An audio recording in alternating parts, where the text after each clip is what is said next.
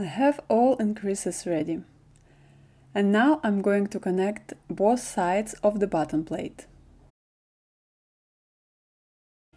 For this purpose, I need an extra needle to hold the stitches. I move the stitches of the bottom plate, which is without buttonholes on it, and then I place it underneath. One lays under another. How do I connect them?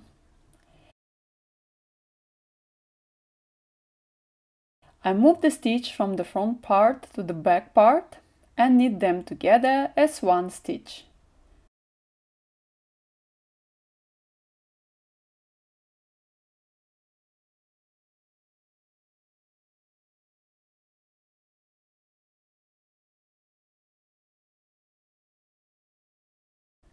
Once again, move the stitch from the front needle. Actually, I do just because that is very convenient for me this way, and knit 2 stitches together. I do repeat it 5 times as I have 5 stitches on the bottom plate.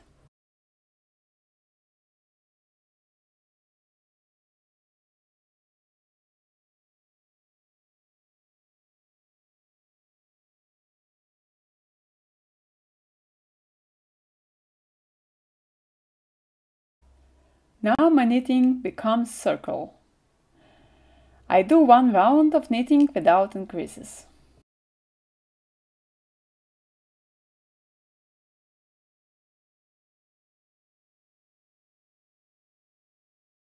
Now I am again in the beginning of the bottom plate. As you may remember, when we were doing calculations, we divided raglan into 2 parts, where one part goes to the front or back side, one to the sleeve. Here we do exactly the same. As my bottom plate was kind of raglan part, I divide raglan here and knit 3 stitches that are supposed to belong to the front side. The rest 2 stitches will belong to the sleeve. Now I take a contrast thread and simply move all stitches of the sleeve on it. I will return to the sleeve when I finish with the body part.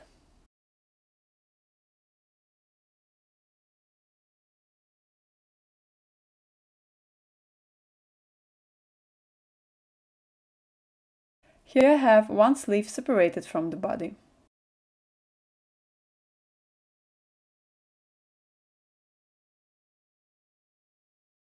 Then I do an elevation. What is that? When you get t-shirt or sweater or another shoulder garment, you can see on the neck that the back is a little higher than the front. This keeps our neck covered on the back side and more open in the front. To make this elevation here, I need to add some more rows on the back. I take a thread from another skein. In this case, I don't need to cut my thread from the main knitting. I'm going to make 1.5 centimeter of the elevation, which is roughly 4 rows. Elevation can be 1.5 to 2 centimeters. To calculate it, you can measure how many rows you have in 1.5 to 2 centimeters by checking the sample of gauge you already have, or taking measurements right from the part of the romper. The first row is a knit row.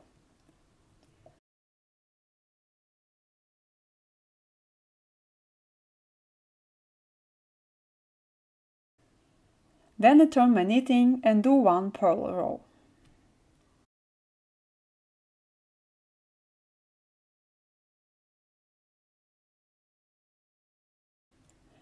Then again knit row.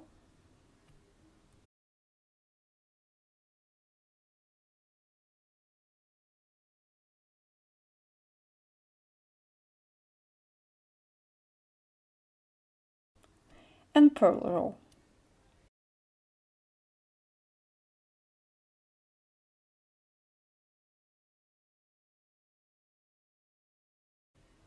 The elevation is ready and I cut my thread. Keep the end a bit longer.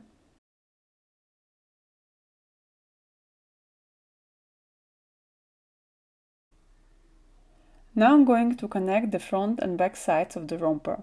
I return back to my knitting and make an underarm gusset, which is 4 twisted stitches.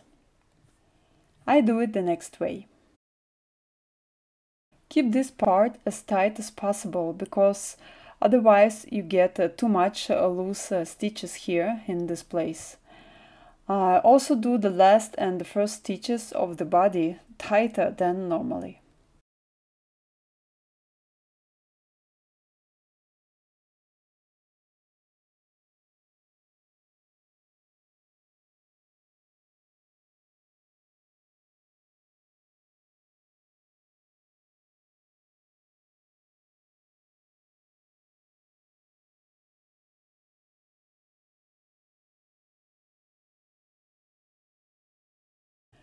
Okay, now the front and the back are connected and I need the back side. Don't forget 3 stitches of the next raglan, which belong to the back.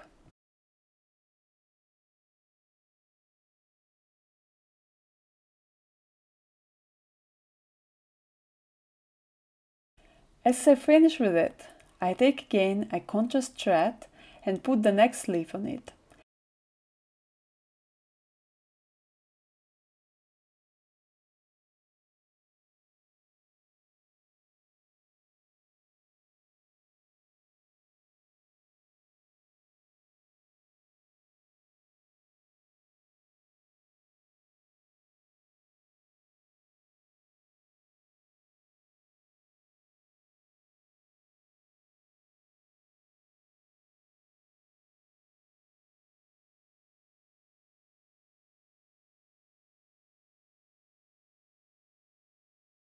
Now it's also separated.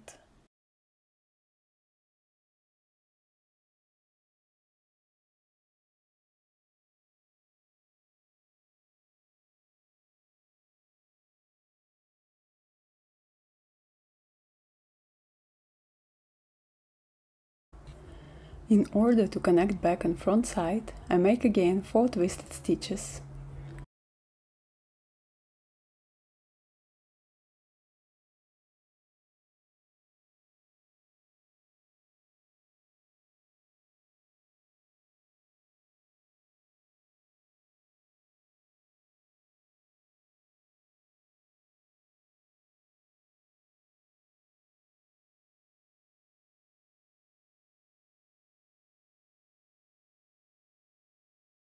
Now sleeves and body are separated. When I do the chart, I have to remember that now I have circle knitting and follow the pattern accordingly. Look into the full chart in the document. Additionally, I want to mark the beginning and the end of the pattern by 1 purl stitch. Therefore, every time I come to the beginning of the pattern, I do first the purl stitch and then follow the chart. And the very last stitch will also be a purl stitch.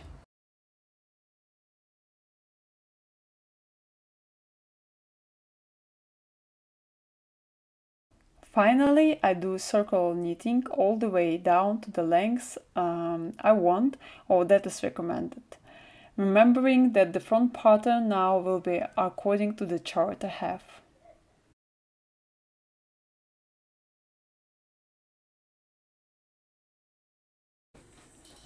Now I have the length I wanted and stop just before the front pattern.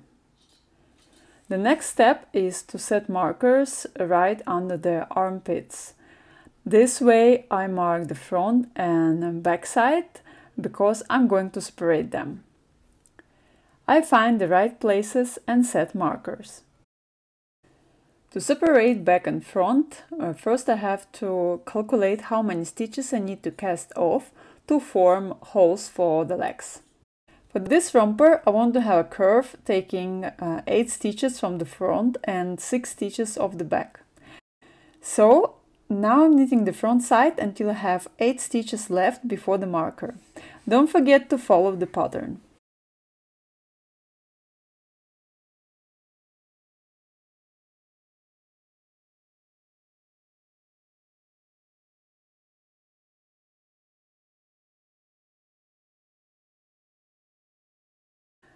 Here are 8 stitches that I'm going to cast off.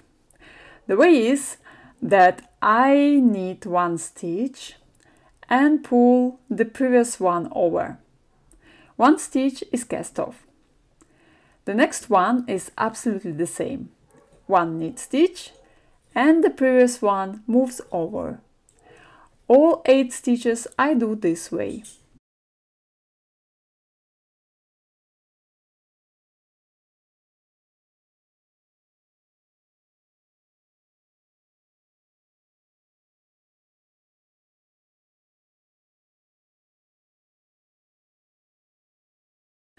I don't need this marker here anymore, but need to cast off 6 stitches of the back side. I keep casting them off.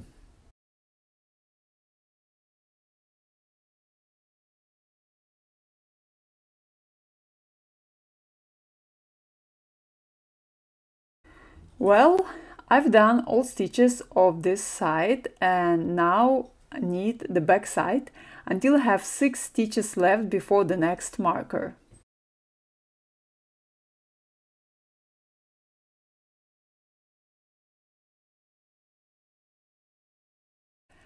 Six stitches here I cast off the same way.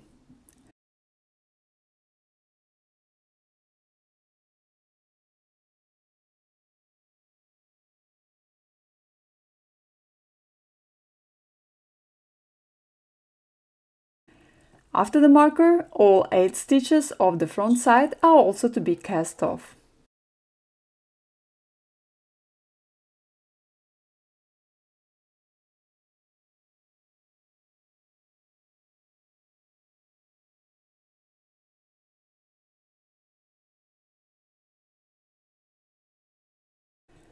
Here I have 2 separated sides, front and back. That's how it looks like. First, I'm going to work on the front side. Here again some calculations for the customized romper. For my size romper, I need to mark 17 central stitches of the gusset. Unfortunately, I have a number of stitches that doesn't let me divide it the way that I have an even number of stitches on both sides. No worries, I'm going to have 1 stitch more on the right side. Anyway, I've marked the center and know how many stitches to decrease. All decreases I do on the knitting side of the romper. Let me show you how I'm doing it in the beginning of the row. Here I do 1 slip stitch and then I knit these 2 stitches the way they are inclined to the right. I pull both loops to make it slightly roomy and easy to insert the needle and then make a knit stitch, like this. I still keep doing my pattern, I just follow it. I work this row until I have 3 stitches left on my needle. I do another decrease, and this time with the left inclination. I insert the needle into 2 stitches and knit them together. After it, just 1 purl stitch off the edge. Turn the knitting.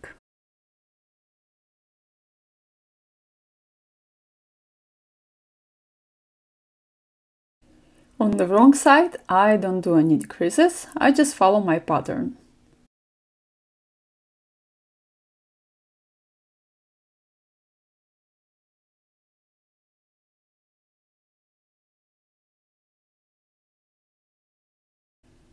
Next row I do absolutely the same. 1 decrease in the beginning of the row and 1 in the end. I keep doing it every knit row until I have 17 stitches of the middle left. You do it until you have your number left.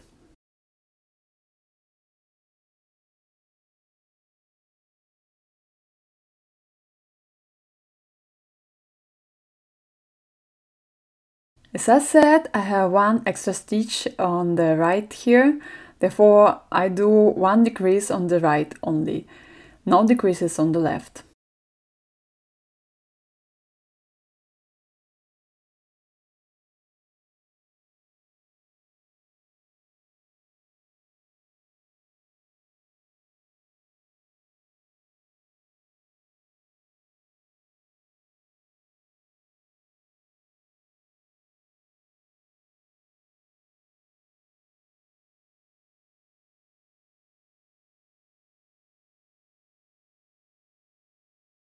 Well, here are my 17 stitches.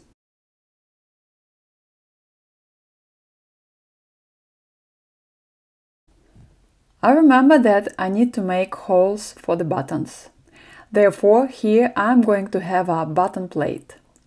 First I do one knit row.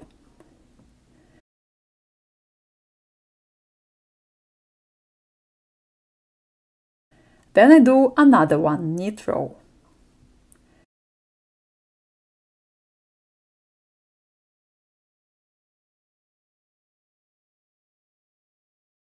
Next row is like one slip, one knit, one yarn over that will become a hole, and 2 stitches together.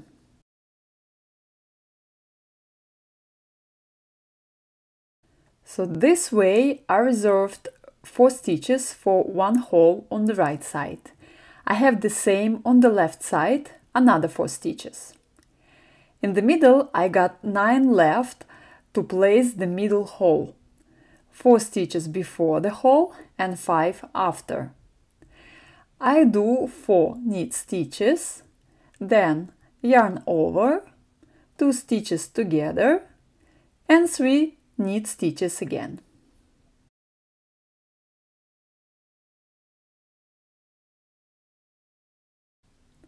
The rest is 2 stitches together,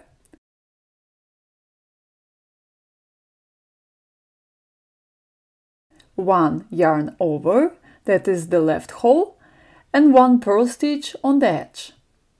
Turn the knitting. In this row, all stitches are knit stitches again, even all yarn over. I got 3 holes for buttons.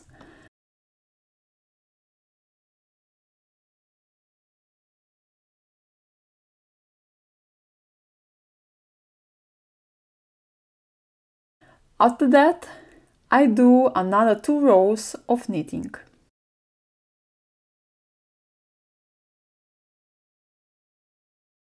The front side is almost ready.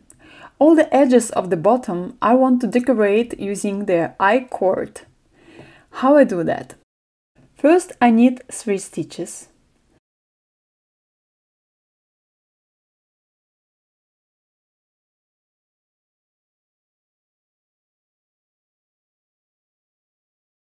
Then return them to the left needle and do 2 knit stitches.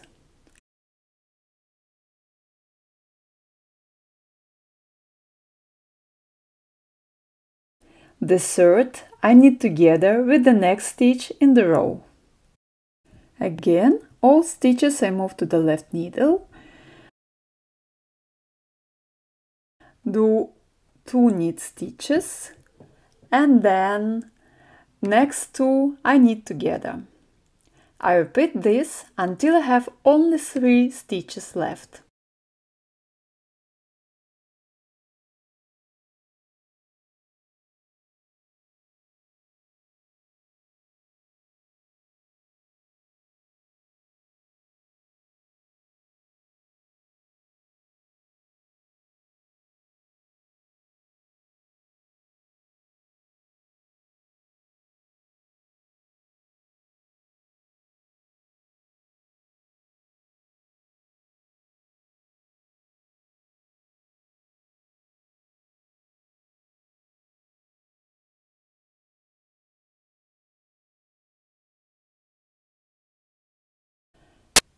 Three stitches I set on a marker as I need to keep them open.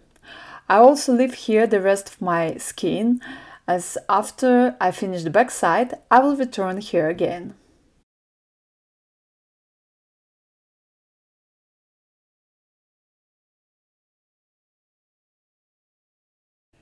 Back side is the same as the front, except that I don't need to make my pattern, just stockinette stitches.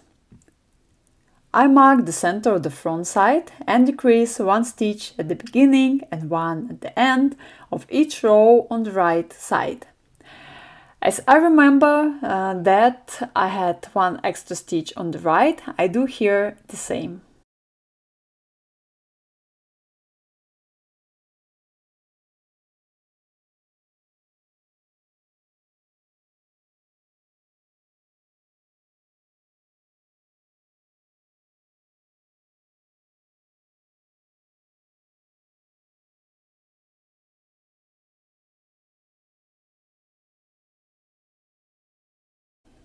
Here's my back side. As I finish with decreasing and have only 17 stitches left, I keep knitting 6 rows without decreasing to get the bottom plate. The same as in the front, I do I-cord on the edge until I get 3 stitches left. Only the edges of the legs are left to finish using I-cord technique. It will be the same thing, I just need to lift one loop every time I do next round of the cord. You can see here is kind of a chain along the edge.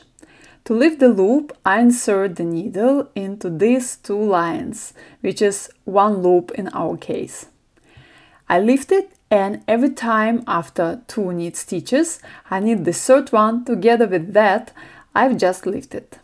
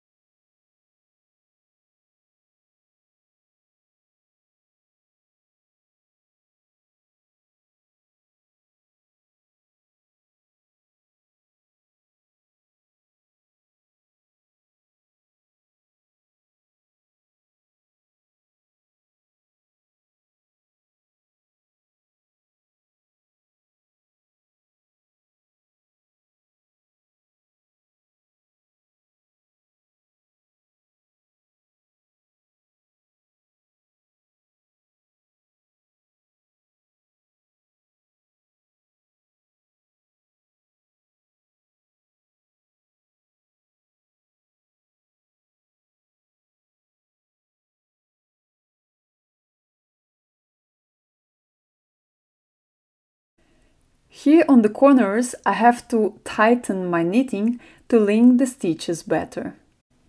In this part with stitches I cast off before, I lift only the first 2 loops using both sides or both lines. All the rest I lift only the front side of the loop, as normally it's tightened off in this part.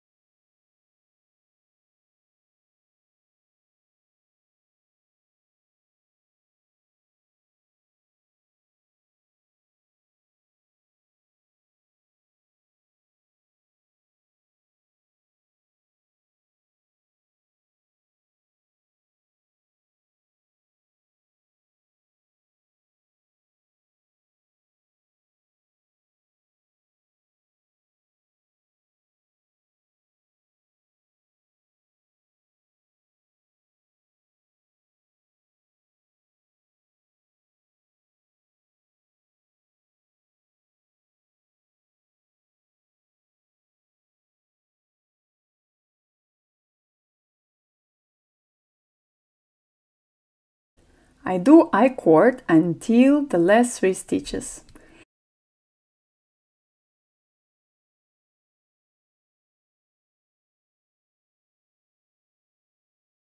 Last 3 I move again to the left needle, then knit 2 stitches together, move this stitch back and knit 2 stitches together again.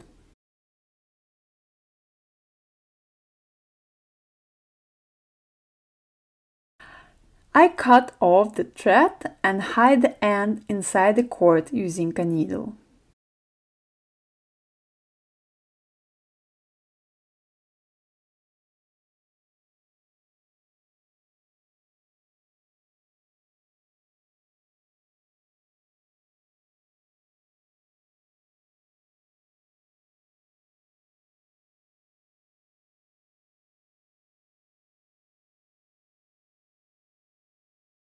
The next leg I do the same way. You do it without me. Here I have the bottom part ready. The front and back are separated. I got a bottom plate and decorated the edges of the curves. At this point, you can already fix buttons or wait until we finish with sleeves.